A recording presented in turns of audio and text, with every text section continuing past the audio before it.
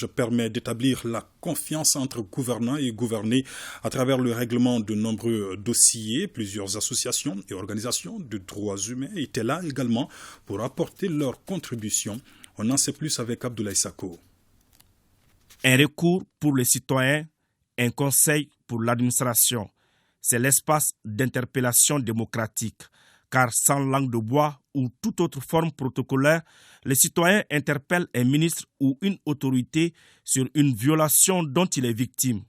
Au titre de cette édition, le secrétariat permanent de l'EID a enregistré 334 interpellations contre 280 l'année dernière.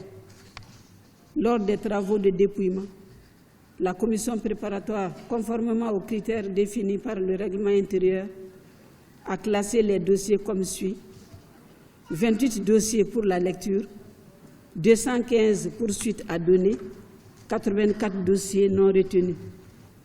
À cela, il faut noter la satisfaction de cette demande d'interpellation pendant les travaux de dépouillement. En effet, le nombre est relativement croissant des interpellations de cette session témoigne du pragmatisme sur lequel j'ai placé mon mandat, à savoir la médiation de proximité, afin de satisfaire le plus grand nombre de nos concitoyens. L'espace d'interpellation démocratique a déjà fait ses preuves. Le bilan de la 25e session est assez éloquent pour corroborer cette affirmation. La 25e session de l'EID a enregistré 280 demandes d'interpellation, dont 206 retenues. Sur ces 206, 53 ont fait l'objet d'une lecture publique et 153 poursuites à donner.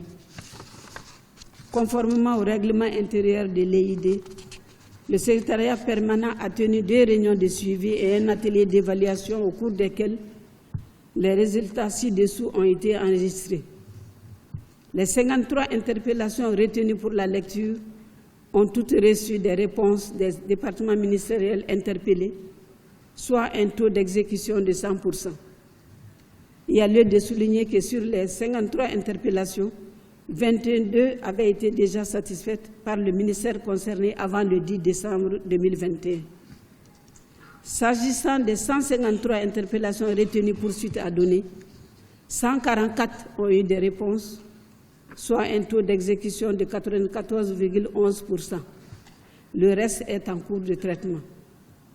Quant aux 31 recommandations formulées par le jury d'honneur à l'endroit des départements ministériels interpellés, 28 ont reçu des suites, soit un taux de 90,32%. Face aux défis, le médiateur de la République sollicite l'implication plus active des gouvernants. Avant le passage des interpellateurs, des organisations de défense des droits humains ont salué l'effort du bureau du médiateur de la République. En dépit de cela, il reste des progrès à réaliser, ont-elles souligné.